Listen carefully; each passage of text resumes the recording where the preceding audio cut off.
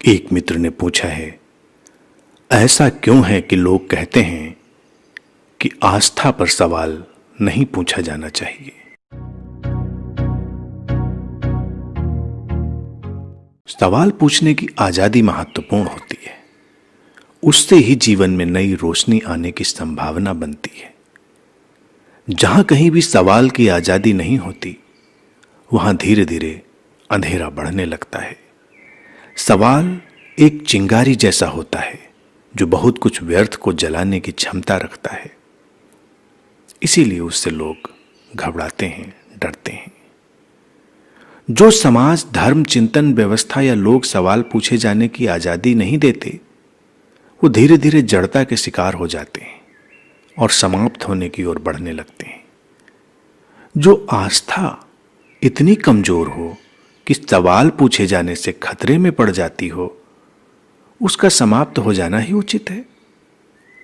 ऐसी आस्था का क्या करोगे जो इतनी कमजोर है? आस्था का फूल गहरे अनुभव और गहरी समझ की जमीन पर ही खिलता है। इस खिलावट में अनगिनत मासूम सवालों की खाद शामिल होती है। सवाल हमेशा जवाब की तलाश में नहीं होता, उसका अपना ही एक वजूद होता है। हमें जिंदा और सांस लेते जवाबों की ही जरूरत नहीं है, बल्कि ऐसे ही जिंदा और सांस लेते सवालों की भी जरूरत है।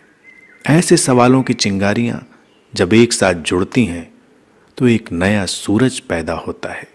एक ऐसा सूरज जो हमारी चेतना के बंद दरवाजों पर दस्तक भी देता है, उन्हें खोलता भी है और हमें जीवन की नई रोशनी से भरता है।